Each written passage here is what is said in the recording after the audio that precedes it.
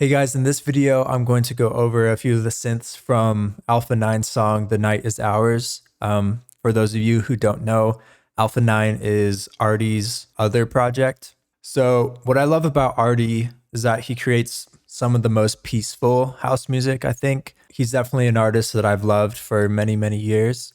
So I thought I'd give this one a try, and I think I got fairly close on most of the synths. So I will go over a couple of those, maybe some group processing stuff or other concepts as well.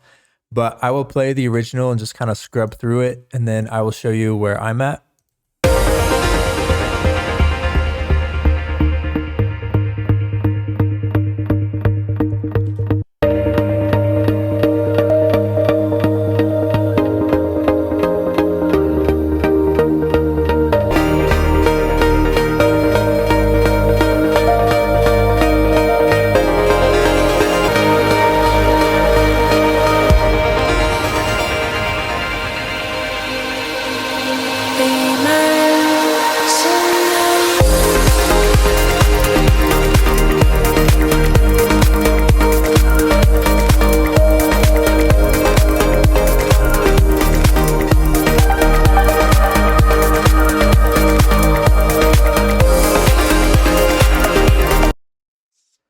Yeah, so I think I got pretty close. I still can't get the mix right.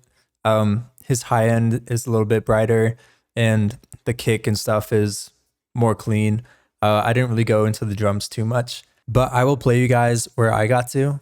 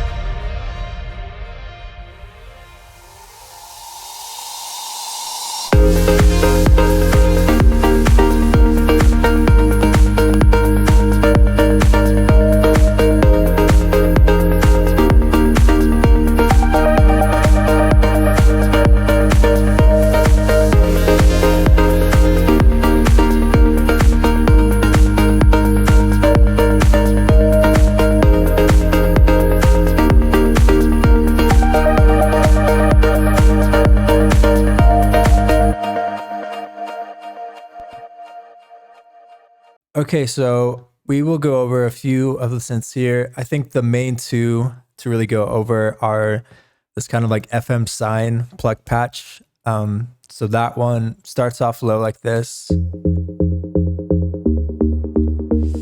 then as it builds, the cutoff is opened up, but also the FM amount is increased. So we get more of those high frequencies.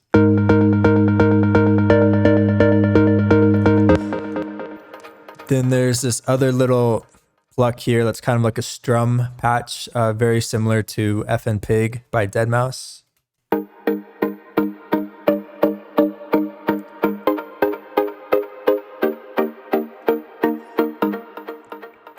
And then there's just a few other layers that come in. Another really pretty layer is this Sine Patch right here. And then we have this little ARP as well.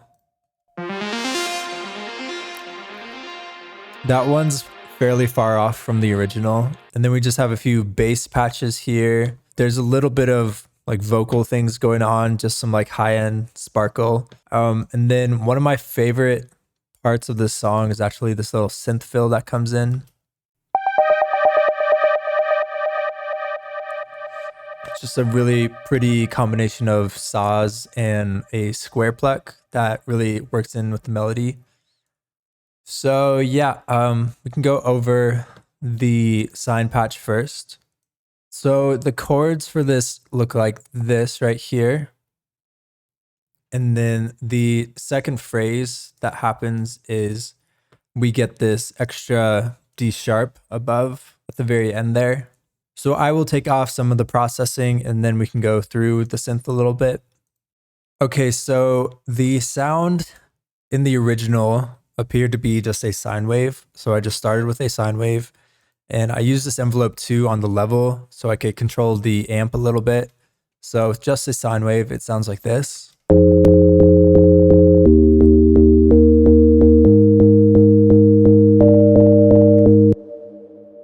So I knew that this had to open up and there had to be some higher frequencies in there to give us that kind of sparkly high end. I assumed it was an FM patch. The more I do these sound design videos, the more I realize that FM is super important in electronic music. At least if you want to create kind of your own taste and your own sound, because the way FM works, it's almost impossible to get the exact sound that someone else has unless you know the exact wavetables and positions that they use, because such slight adjustments in FM can affect the sound in crazy ways. So what I did is I created this other kind of wavetable. So I started with a basic shapes. Then I went to the wavetable editor and I deleted all of the other wave shapes except for the saw. And then I went to morph crossfade. And what that does is allow us to morph between this sine wave and saw wave smoothly. So the next thing I did is I decided to use this macro to affect the FM amount. So as this macro goes up, the FM from B amounts increases. And as well as that, this sine wave gradually turns into a saw wave. So as this sound is moving up in the progression, this saw wave is affecting this sine wave differently. It's adding more harmonics as things build up. So with those two on, it sounds like this. And then as it builds up, you can hear those harmonics start to come in.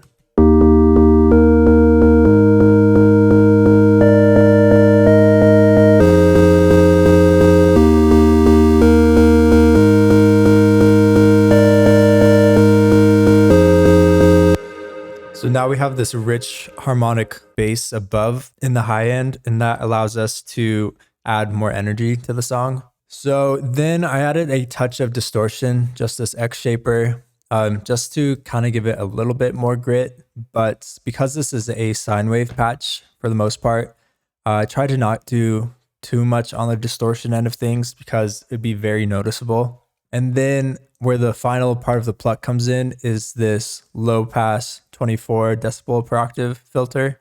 And I'm using the envelope 2 on this as well. But the macro is also on this cutoff.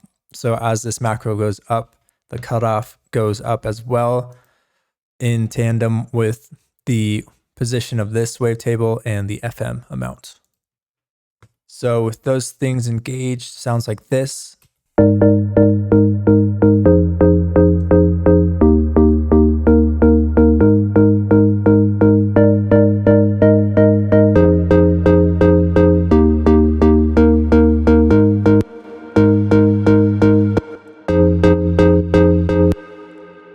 So now we have more of that high-end pluck, but it's still kind of relaxed. It's a little calmer, not super aggressive. And then I added some plate reverb and then some compression just to control each pluck a little bit and kind of create some space in there.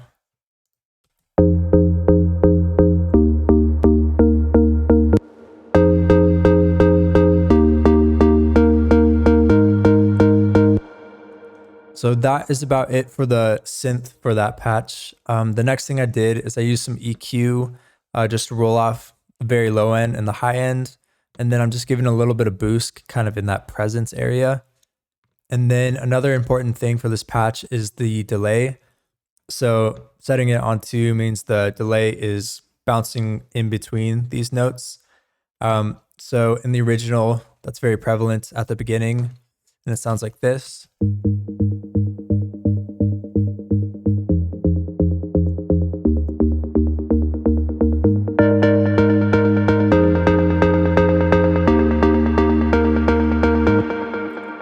And then finally, I had this limiter. It's not really doing anything. It might just be touching the very peaks of that sound.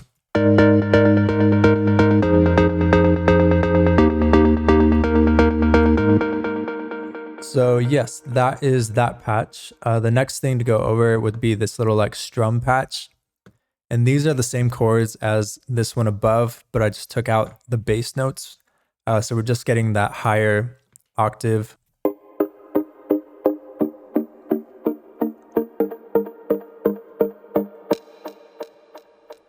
So I will take off the processing here as well.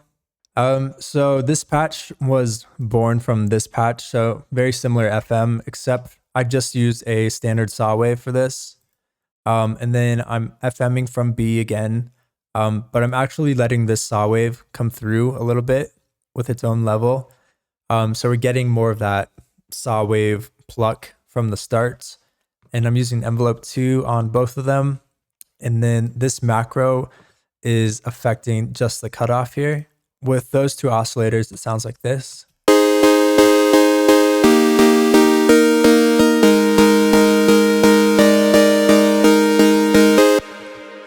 And then if we put the filter on, I use the 24 again.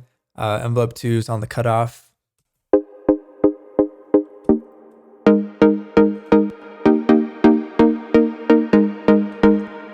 So a pretty standard pluck there. And then I threw on some downsampling because in the original there was some kind of downsampled noise or erosion around this like 13K range.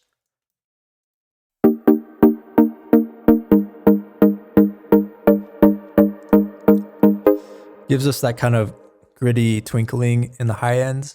I put on this flanger for some reason.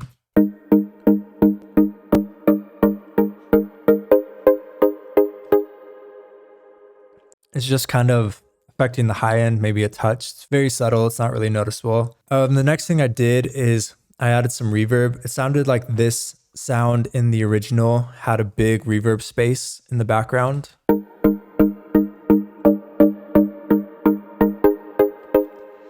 And then I threw on a compressor again to control each of those peaks.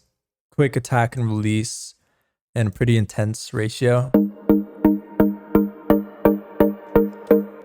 I was trying to recreate the snappiness of Arty's plucks. His plucks are always very aggressive at the attack. So I was trying to recreate that. And then I used this chorus to try and throw the sound around to the left and right a bit, just so that would help with the strumming effect that we will get into later with this delay.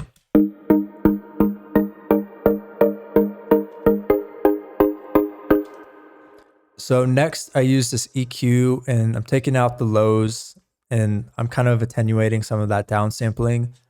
This 6th node here, it's up a little bit higher at the beginning. So we're still getting kind of that snap over these sine plucks in the beginning. But as this patch is building up, I don't want all of that high end to be there. It would just be too loud. So I have it coming down in gain as things are progressing up. And then where the sound gets that strumminess is from the delay. So the delay time is set at the same time as the notes themselves. And then I'm shifting this delay backwards. So this delay is pre-hitting each note. And that's how you get that kind of strum effect. So with that on, it sounds like this.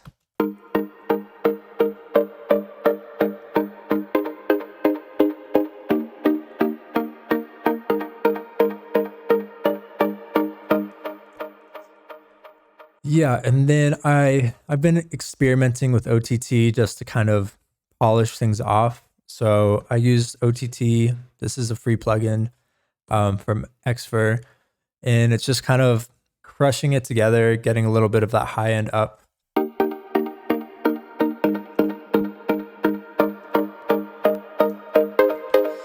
And then a limiter again, just to control those very high peaks.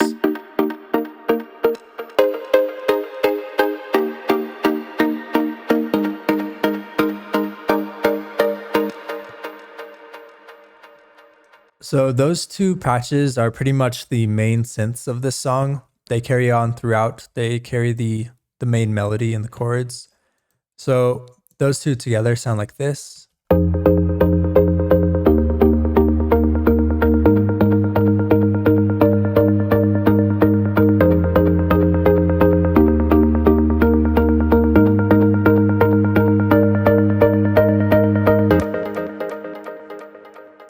And then everything beyond that is kind of just these accent synths or these little fills or counter melodies. So this synth right here is just playing a sustained A sharp note above everything. And it's essentially the same patch as the strum, except I use square waves and the main oscillator is up an octave. And I'm using envelope 2 again on the levels and the cutoff. And then I'm FMing from B and just try to find the right character. It's not exactly the same as Arty's, but it's similar. It doesn't have the same metallic kind of bite on the top of it, but it sounds like this.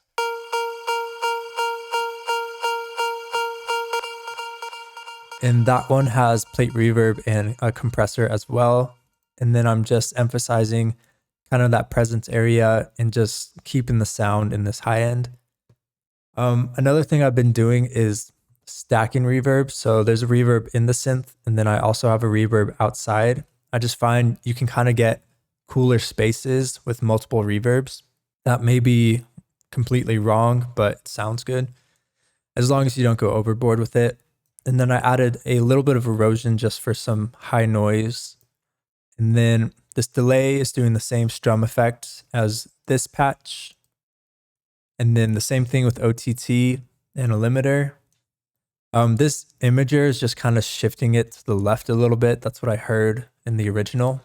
So those three patches, it sounds like this.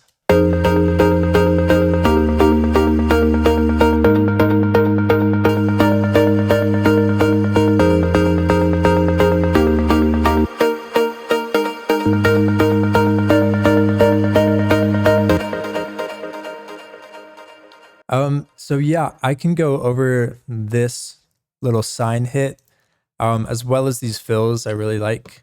So these sine hits sound like this.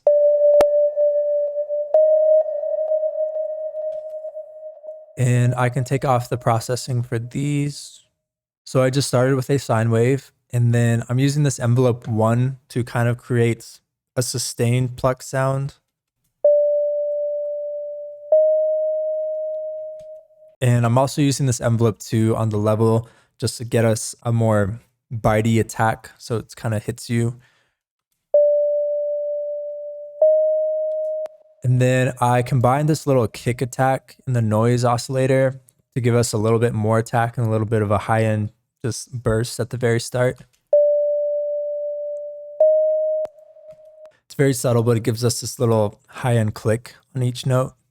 And then I'm compressing it to emphasize that attack as well. And then some reverb.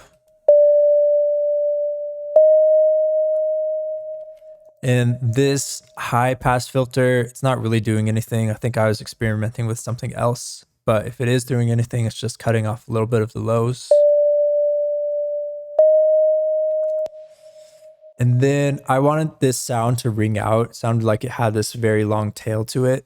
So I used this delay on there. And then I'm throwing another reverb. Same thing, I'm stacking multiple reverbs. And then I'm compressing the entire patch together. So the patch and the effects kind of glue together.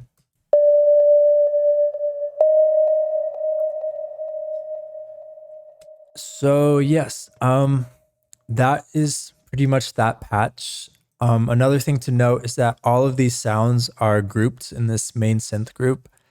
And in this group as well, I have even more reverb. So it's creating a space for the entire synth group. And then I'm using some OTT as well, just to glue it together a little bit more. This Oxford inflator, it's kind of like a mastering tool. It adds some like harmonics and presence and stuff. I think Disclosure use it a lot, but I think it gives a little bit of oomph to the sound. If I play it without it.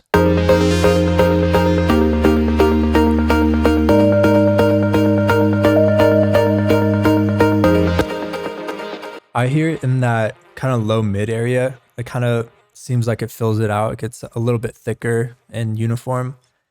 And then I have this final limiter just to control the entire group together.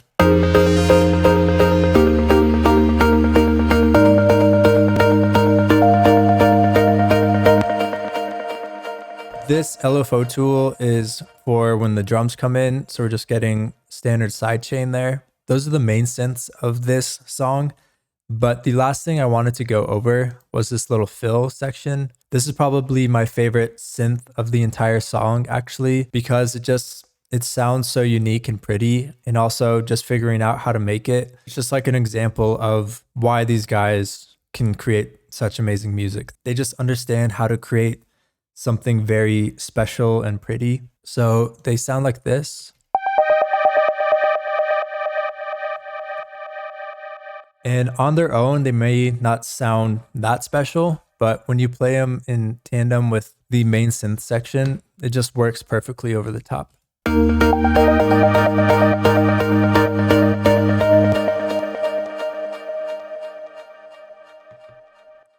So the way I made this, I heard a saw wave in there, like some super saws.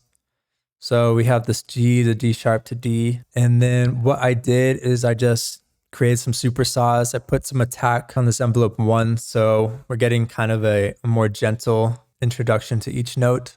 And then I'm using this low pass filter to cut off the very highs. So we're getting kind of that filtered down sound. And then I set it up to 9 voices, detune around 0.07, and I turned the range up to 7. So we're getting even more distance between each voice.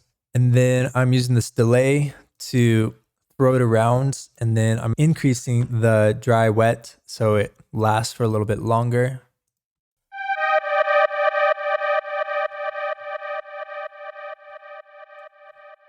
And then why I love this patch so much is because that alone doesn't sound like anything. It wouldn't really feel that special in the mix.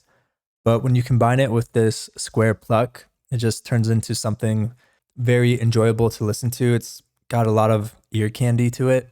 So this pluck sounds like this. So the MIDI for this, we're just getting that G sharp to D sharp and then back again. So this one is just a straight up square pluck, using this envelope 2 on the level, as well as this filter. And it sounded like it was some sort of sine, but there was some extra harmonics, so I just used a square wave. So when you play those two together, they sound like this.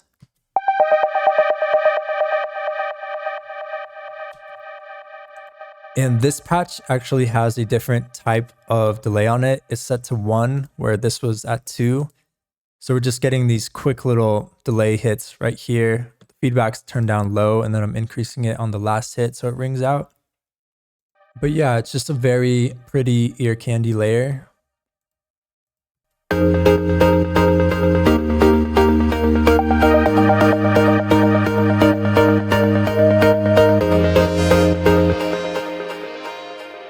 So those are the main synths of this song, I would say. Let me know if you guys would want me to go over like the bass or anything else in this. There's also this like vocal layer, mostly just this high end.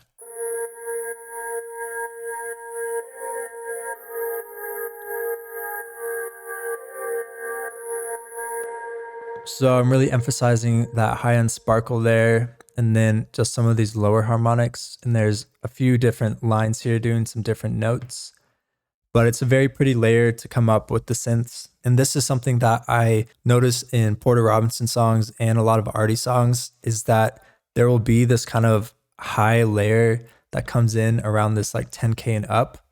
And that adds this like very sparkly kind of washing over noise over the top of the entire progression. So it really creates this kind of pretty magical atmosphere. It sounds kind of like a waterfall over the top. So that's about it on this. Thank you guys for watching, and let me know what you guys want me to do next. I will be throwing this up on the Patreon soon. So if you would like to get this project file as well as every other project file that I've done so far, they're all up there. But thank you guys for watching, and I will leave you by playing out this remake. Thank you.